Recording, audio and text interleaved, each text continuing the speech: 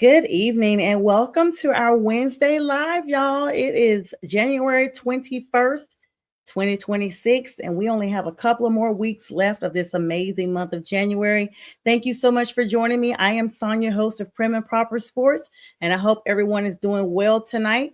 Shout out to Pink Fanfur, the realest real creator that I know. That a lot of y'all know. She does all the reels behind the scenes. And shout out to Brian Bistrilla, the production team that he runs with McGrath, guys, streaming network. So shout out to the beats and everything. All right, y'all, this is the time of year everyone has waited for, um, unless you're my team who has already been eliminated. But it's the most favorite time of the year in NFL because we finally get a chance to see who our Super Bowl contenders will be.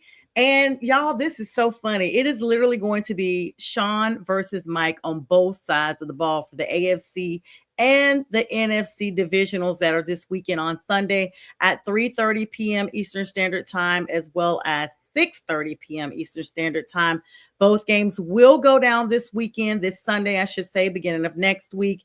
And you do not want to miss out. And in case you've been living under a rock, it's going to be Rams and Seahawks, you guys, the NFC West divisional contenders versus themselves for the NFC title and a chance to go to the Super Bowl, Super Bowl 60 on the opposite side, the AFC. It is none other than the number 1 and number 2 seeds, the Denver Broncos, Sean Payton and his Broncos. Broncos making the first Super Bowl appearance since 2015, Super Bowl 50, when they played the Carolina Panthers, and none other than Drake May and the New England Patriots. So shout out to them. It's been a little while for them since they came in.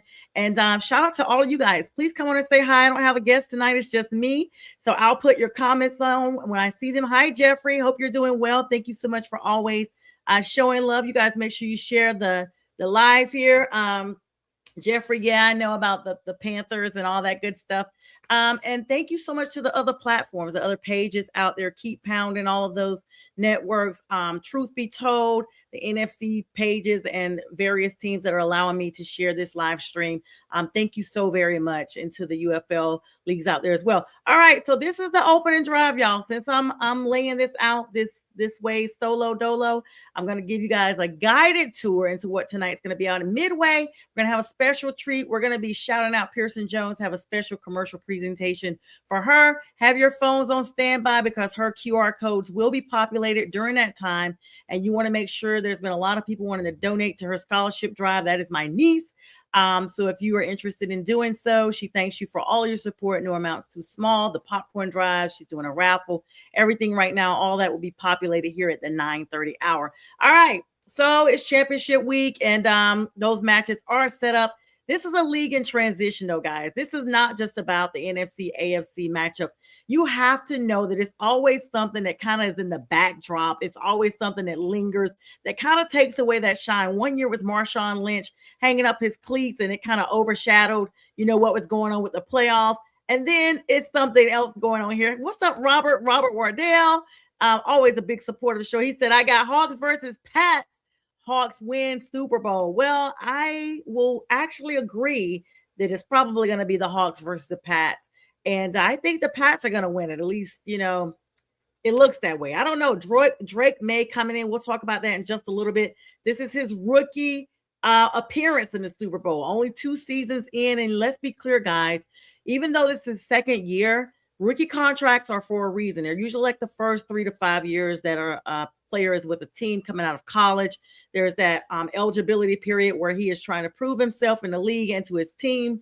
And so Drake May has made huge strides with that Pats offense. And I do want to congratulate Mike Vrabel. I do think he's the coach of the year, you guys, coming from the Titans where he could not tighten up, and literally took the helm of this Patriots team and just went straight all the way to the top. So you have to give him some kudos there. Definitely accolades loading on both sides of that diameter there with the coaching and the player. So we're going to talk about that in a little bit. But of course, the coaching carousel is what I'm talking about, guys. It looms in the background all the time. This couple of weeks ago, it was a bunch of firings. And I'm going to be honest. Once Harbaugh was fired, I felt like all bets were off. At any given time, we could expect to see any given thing. And that's exactly what has been happening. If you look around the league, everywhere Mike Tomlin decides to step down, or did he? Now, we know Steelers have a habit of not terminating their coaches. Tomlin has been there almost 20 years, 19 years, and they've only had 3 coaches in the last 60 years. So they are loyal to their coaches, and their coaches are loyal to them. But he steps down. As a matter of fact, he was all smiles in Georgia this past weekend at a match, a gymnastics match with his wife. They were cheering on their daughter here. So he was all smiles, already looking great. Don't know just yet if we've seen the last of Mike Tomlin or not. The verdict is still out. Y'all know I like to always say that.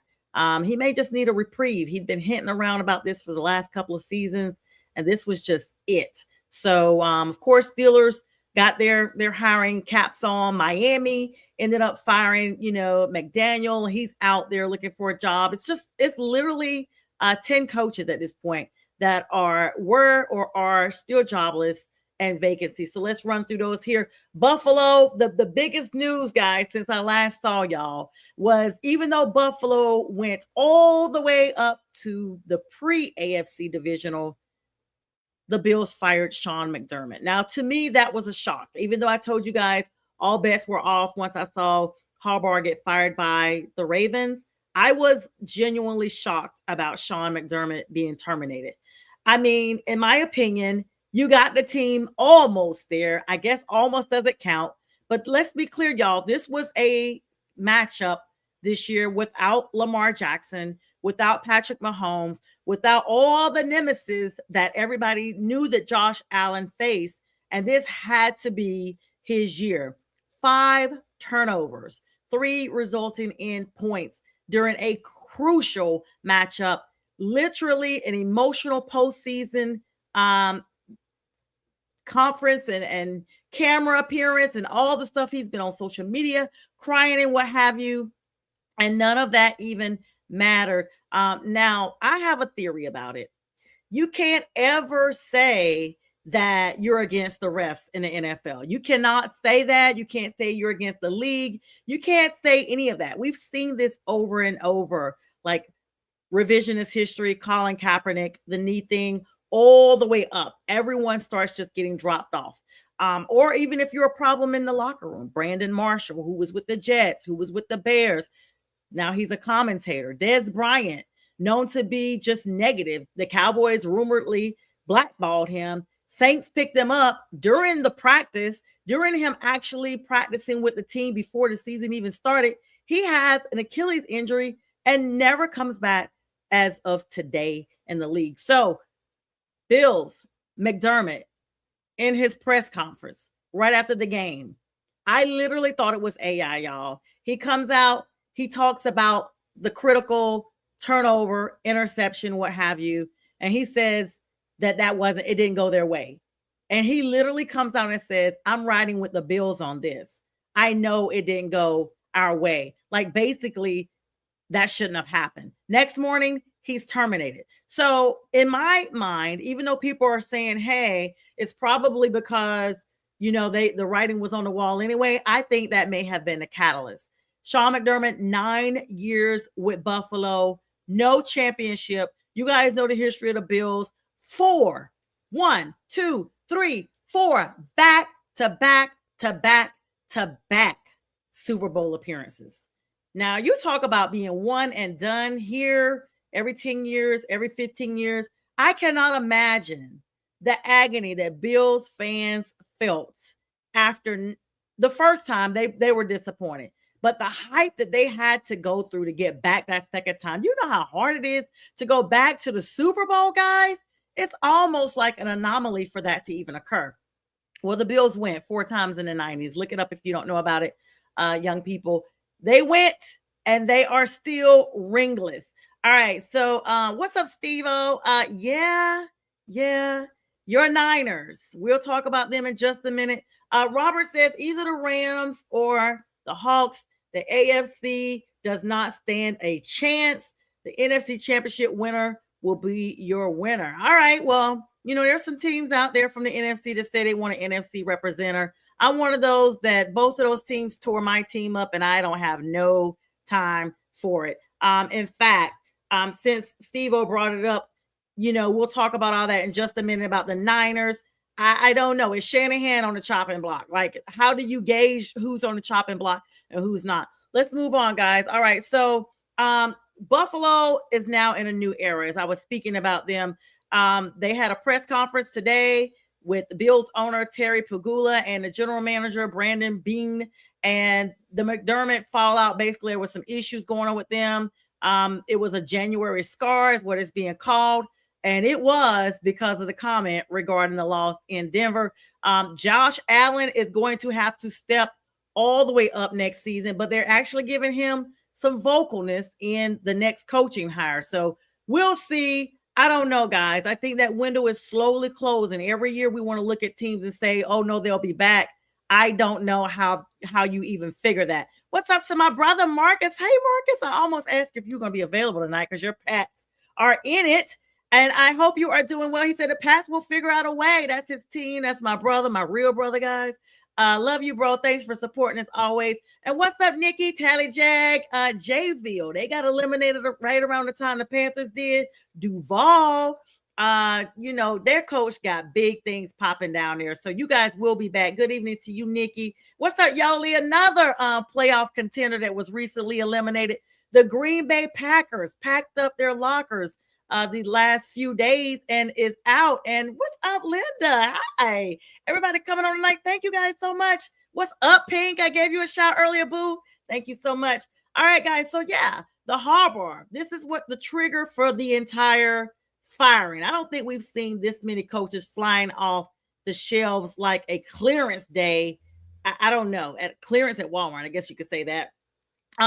Reflecting on what John Harbaugh actually, his official introduction began. So if you haven't heard, the Giants have hired him, guys, to the tune of $100 million, $20 million per year, guys, 5 years. That's what he said he was going for. And the Giants pulled up. In fact, they pulled up so fast. Tennessee was in the process of getting a plane for him. And the Giants just came like in the middle of the night, like, no, we already got your pre-draft here. Go ahead and sign. We'll take an electronic signature until we can meet up with you and you can give us the real thing. So it's solid. He's there. And the Giants will have him as their head coach next season. I'll come back to that in a minute because I want your opinion on if it's going to really be a difference maker his first year. All right, Steeler Nation shock. Mike Tomlin stepping down, 19 seasons. Those are big shoes to fill. Steeler Nation literally have been calling for his departure. I'm going to be honest. I know several fans personally, and they were all like, Mike, you can go ahead and hang it up. You've done well. You didn't do great. We'll see you later. And he left. So now Aaron Rodgers, of course, is talking about making his exit.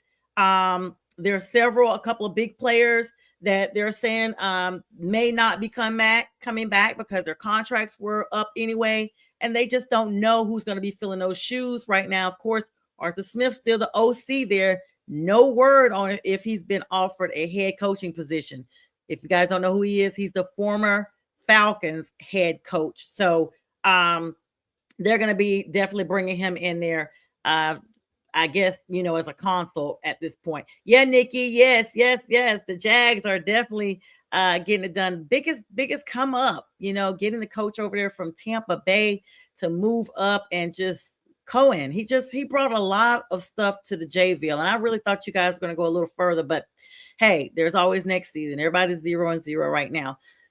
All right, so let's get into some of who to watch out for. Mike McDaniel is still circulating, going around for a job. He was supposed to have spoken with Dan Campbell in Detroit because they go back. They have some history together. They're friends, what have you. Speaking of, let me pull this note up because I want to make sure I get this absolutely correct.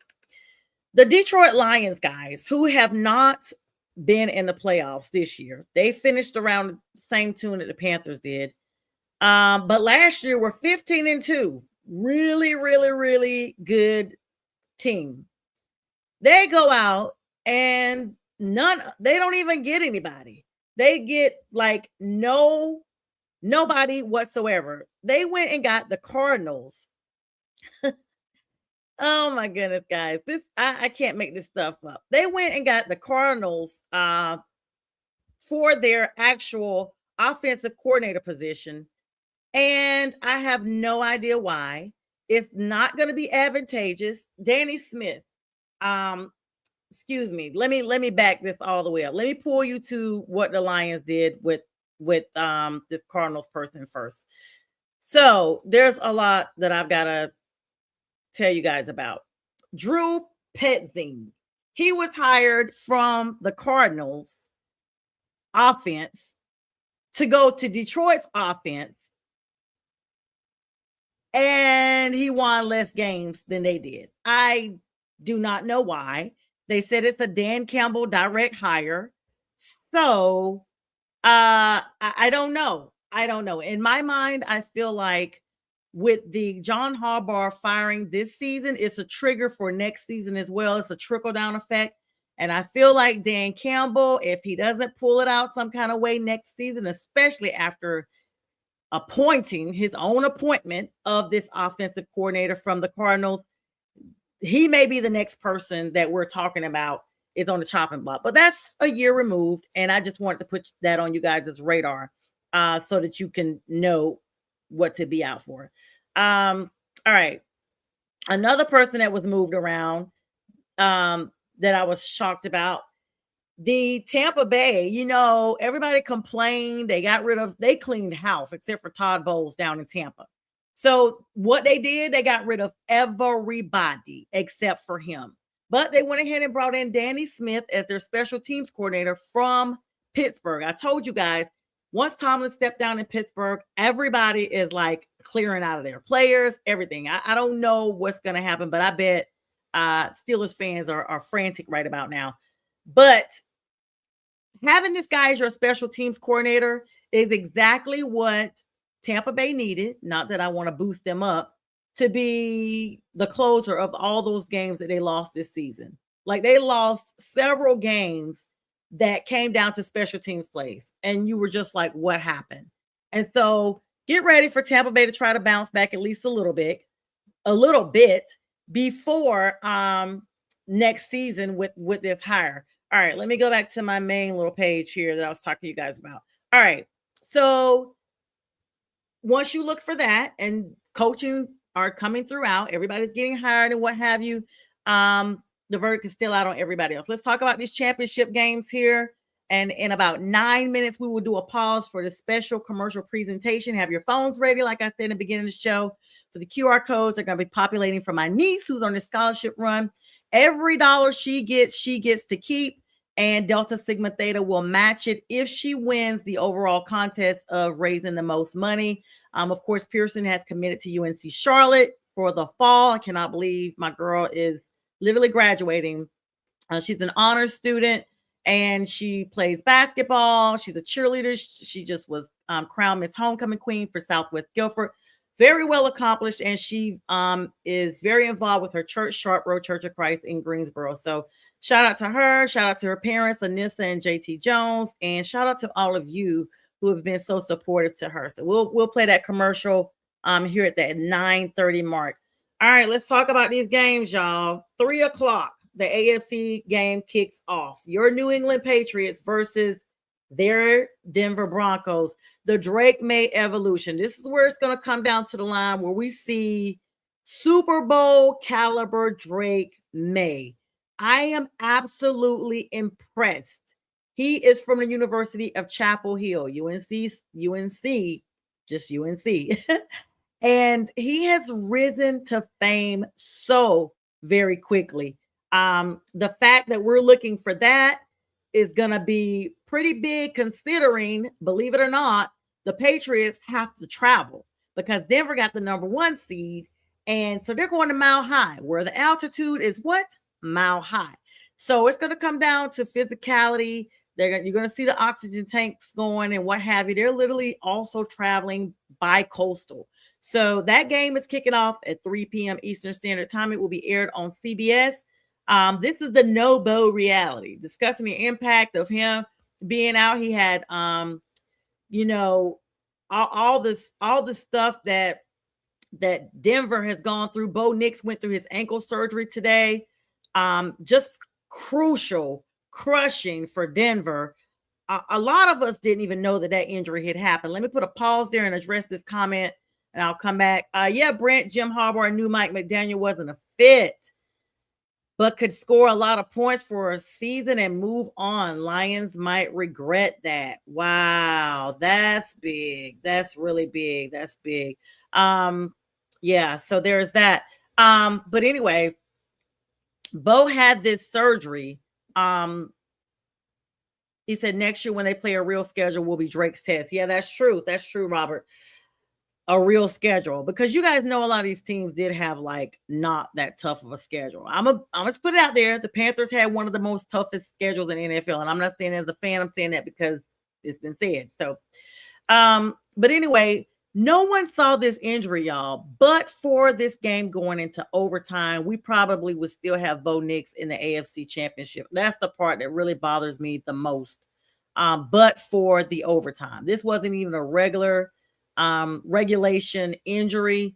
Most of us didn't even notice it. In fact, when the game wrapped up, it probably was like 4 or 5 minutes. I saw a screenshot that came through and I was like, okay, people are playing too much. This game just ended. And then I Googled it. I didn't see anything. That's how quick it happened. It wasn't on Google. It wasn't on anything. I kept refreshing the page. Had to hop over to Adam Schefter on Instagram, and it was on his page. He was the first to break the news that Sean Payton in his post-game conference had said that Bo Nix broke his ankle in overtime. And so then everybody's watching the replay to see what in the heck happened and when. The adrenaline, everything. He was clearly walking a little gingerly off the field, but it wasn't super noticeable. It wasn't like, okay, this guy's got a broken ankle. It was more like, okay, he might have pulled a muscle. It just wasn't even that noticeable. And so, of course, everybody's watching to see what happened.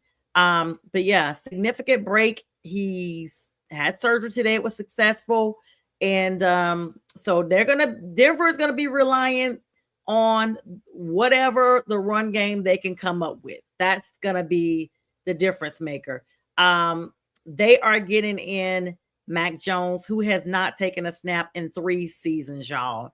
No throwing, no anything, and definitely not in a game that's this big. But for the rest of the Denver offense holding them down, this is a huge blow to Denver. I think a lot of people are already counting them out because of this injury. This is just horrible. And so we wish Bo well. This would have been a debut of both of these rookie quarterbacks. They both came into the league the same year. That's what was really interesting about this. 2 young rookie quarterbacks battling it out for the AFC. So kudos to Denver. Kudos to Sean Payton, who took that team within 3 years to where you see them now. Of course, I'm one of these people do not like personally how he did Russell Wilson. It was very vocal.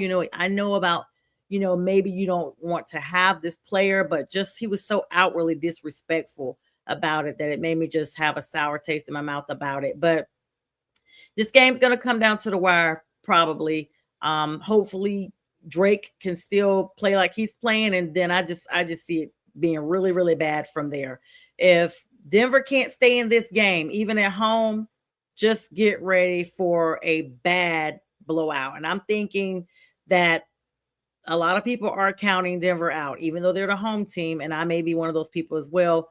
I'm looking at the score, probably going to be 34-13, guys. You can go ahead and save that. 34-13 is my prediction. Pats will advance to the Super Bowl. Yeah, Pink Fan First says, hope the Broncos lose. Absolutely. All right. The next game, of course, is the Los Angeles Rams at Seattle Seahawks. And because it's so close to that 30-minute mark for this promo that I'm about to run, I am going to run that promo now real quick. And then I'll be back right after that. All right, guys. So y'all just watch this here. And I'll be back in 1 minute and 20 seconds.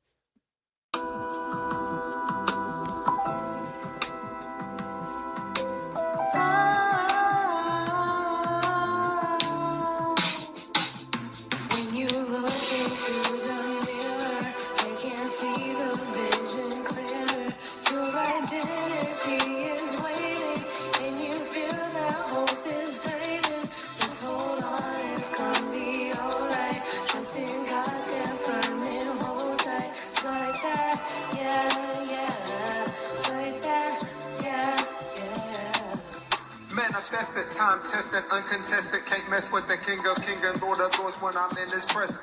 The essence of his glory is exemplified in his music. Holy Spirit activate and saturate cause it's fluid. Yeah, within the pressures of life coming steady. We start to struggle with the flesh and the results are deadly.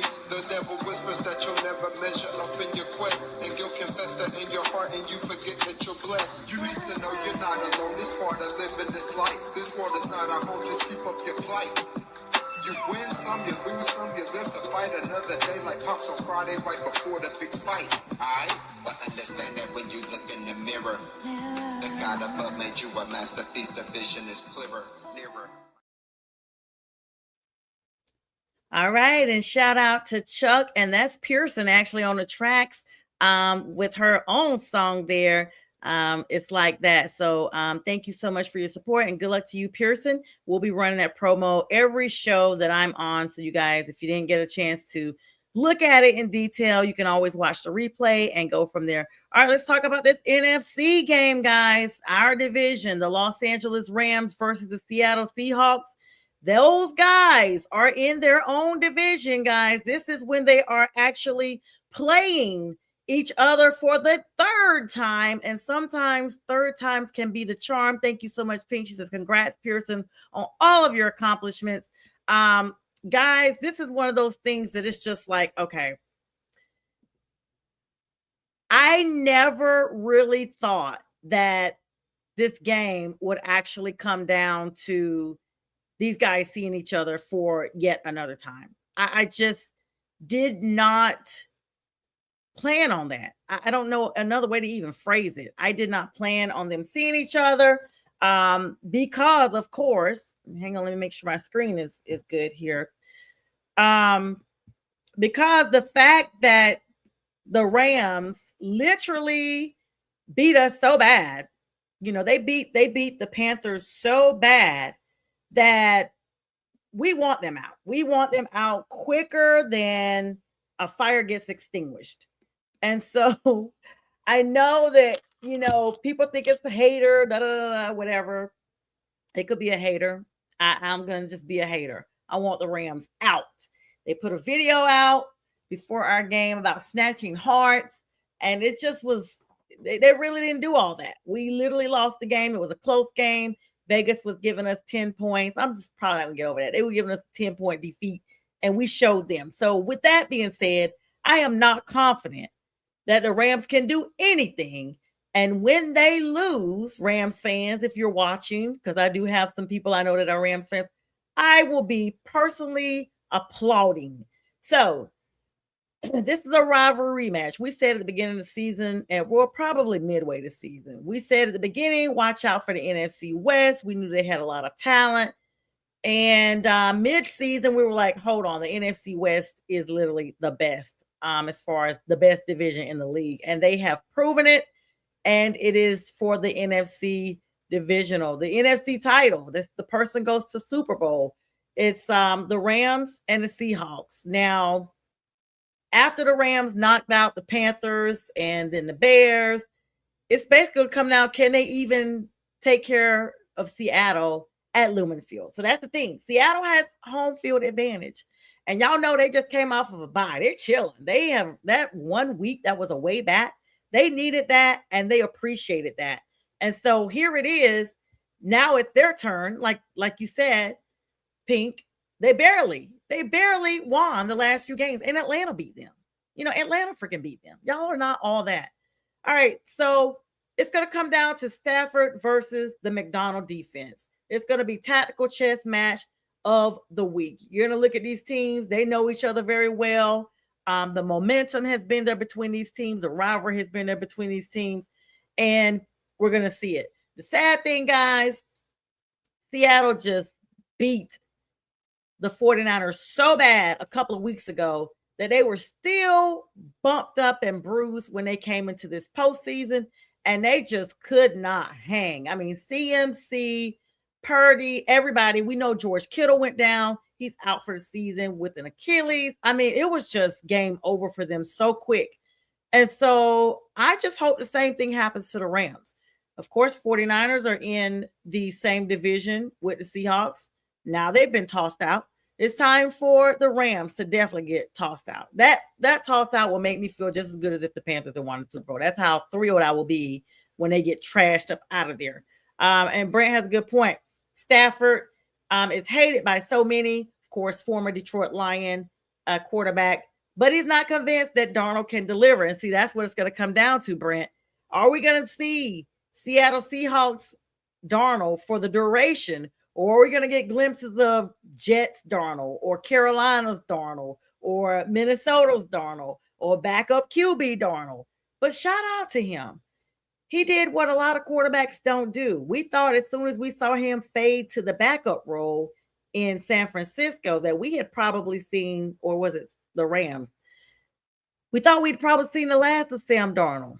But then he emerges back out and he's literally leading Seattle to their first post-conference win in a very long time. So all the teams that are on front row for this weekend, they have several years between the last time for playoff positioning.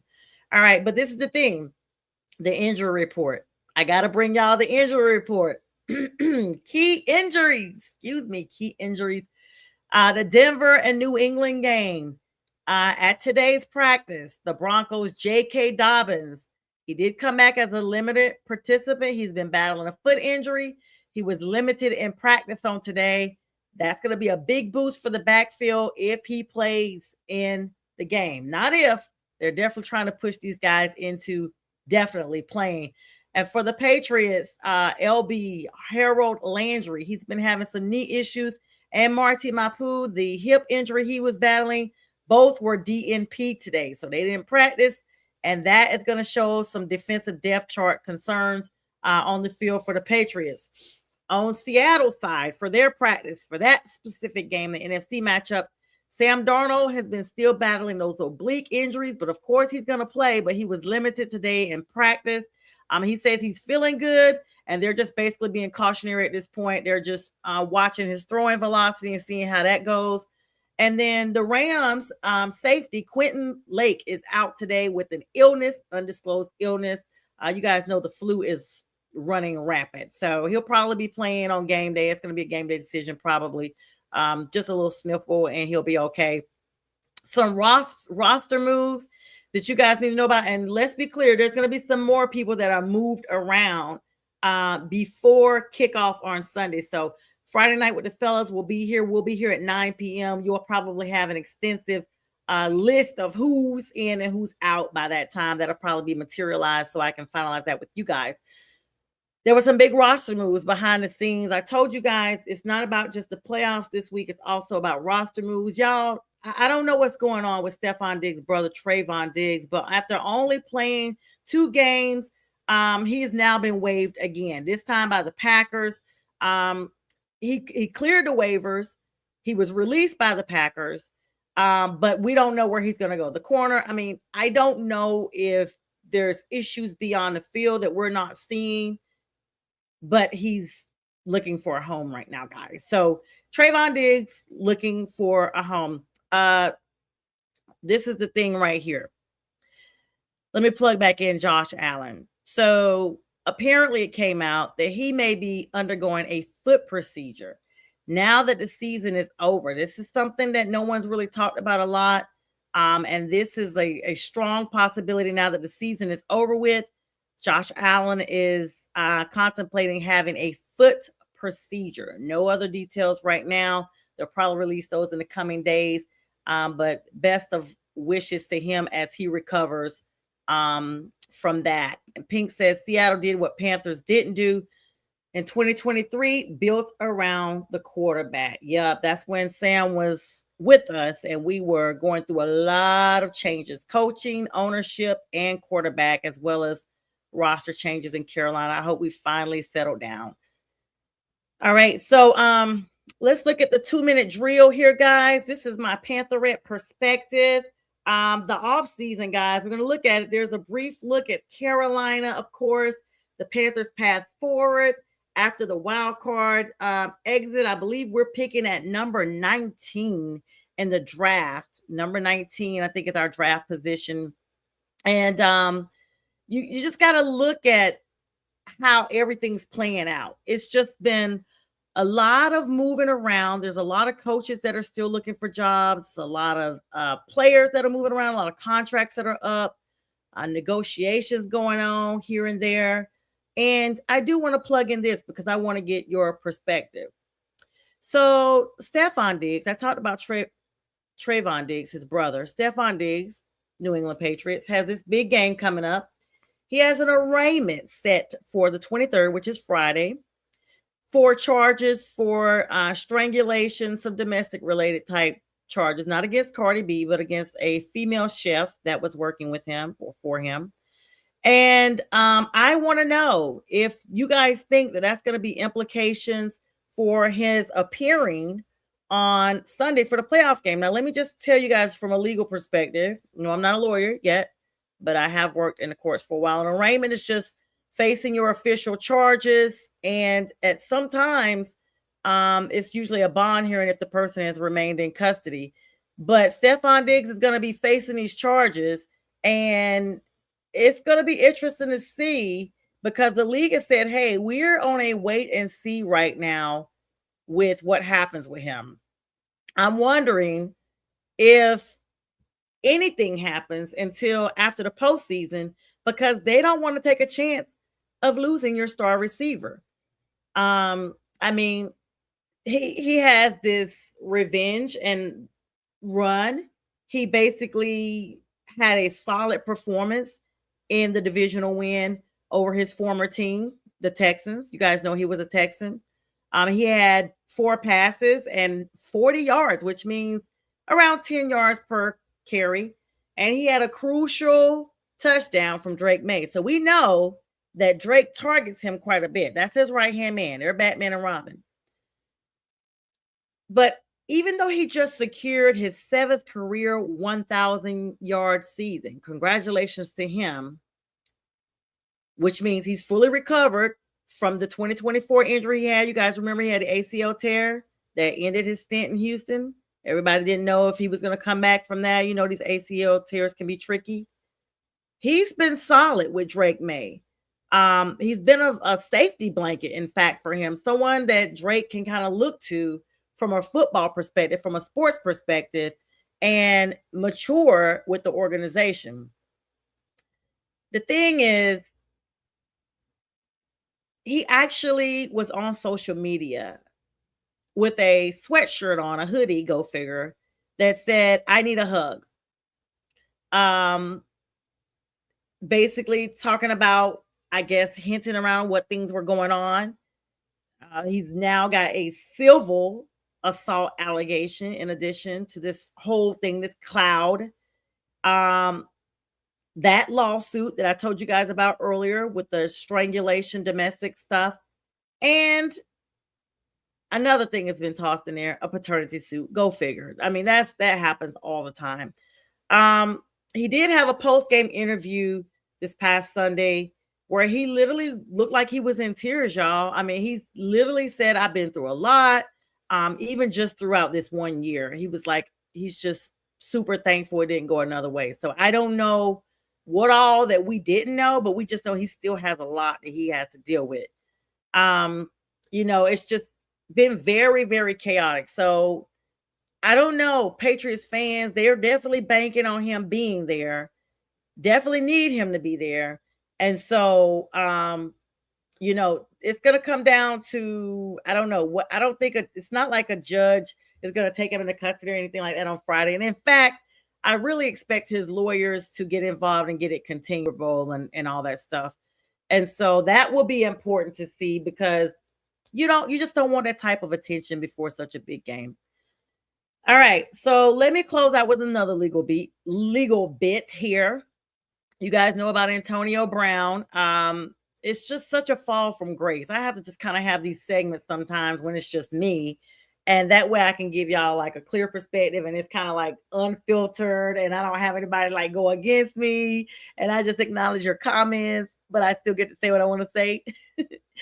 So Antonio Brown, guys, you guys know that he basically has had a court-approved one-time travel window. You guys know he's in custody or he's out right now with a bunch of stipulations for an attempted unaliving in Florida.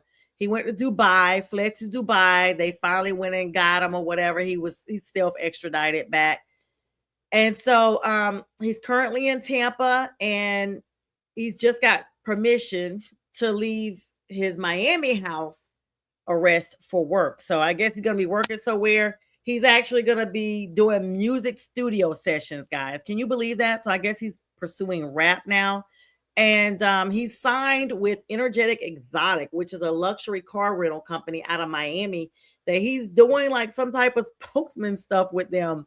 Um, he's currently staying with family in Tampa, and a couple of his kids or whatever. And he just finally has a moment of normalcy before everything else goes down with his court case. The clock is ticking, of course. His freedom is going to expire 5 days. He got a very short window to travel. He's legally required to be back in Miami by Monday, January 26th, coming up here. And his next court date is literally that Tuesday, the 27th. And it's going to be regarding that second degree unaliving attempt that came out last May, guys. I still just cannot believe this happened with him after a celebrity boxing match that he was with. But this is going to be really important to look at. A lot of surveillance was called by people's phones. It was like he had no shame whatsoever. But additionally, Florida has the stand your ground law. So that's going to come up as a defense with basically his legal team who are still pushing the stand your ground narrative, claiming that the victim that he attempted to unalive had a history of threatening him. So he may have a defense, guys, but for him to go from $80 million to a negative net worth is insane. His finances have taken a huge hit. And of course, now that he has an attorney, he's in Chapter 11 bankruptcy that he's filed. And it's just, me as a law student, and then of course having this type of sports channel, I get a chance to kind of hone in on some of the importance of the business of the athlete, basically, like his financial collapse. And you look at that with his peak years in Pittsburgh. Then he went to Tampa and helped Tom Brady out, and they got the Super Bowl, and then it just was all over it. There was at one point when he was in Pittsburgh that Antonio Brown was the highest paid receiver in the league. And so if you look at it now, it's kind of like a survival. He has to come through this and possibly be able to rebrand. I don't know how he's going to do that, but he's a stark reminder of how quick the lights can really go out, y'all. Like, you could be on top of the world with the lights all around you, and then your off-field behavior just permeates onto the field. And next thing you know, it's already bled in so much that nothing on field even matters anymore. And when he left the last time and taking a shirt off during the game and whatever, it was like, wow, it just seems to go wild from that point. But anyway, all right, guys. So that's literally all I have tonight. I appreciate all the likes, love, shares, the comments, the engagement with you guys. You all made this show so much fun. Thank you so much for chiming in with me. Brent, Pink, Nikki, of course.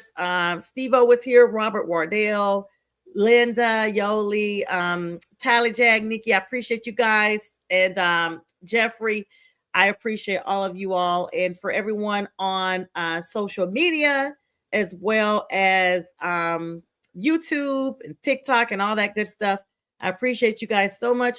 On Friday, January 23rd, I'll be dedicating that show to my grandmother, Birdie English. That will be, let's see, this is 11 years since she has transitioned from amongst us. So that show will be starting at 9 p.m. Join me, J Train, and B Strilla, and you never know who else we may have on. Oh, actually, Fern's going to be on this Friday, and we're going to have a special guest from Alabama, y'all. Yes, roll tide. We're going to have an Alabama player joining us on Friday. You do not want to miss that episode. So I hope everyone has an amazing week. Y'all stay warm. It's supposed to be some really bad weather across a lot of the Southeast this weekend with a lot of ice and what have you. But for now, it's all clear skies, just a little chilly temperatures. But with that, I appreciate everybody. This will re-air at 2 a.m. If you missed the beginning, you don't want to miss the replay. Y'all have a blessed night. Good night.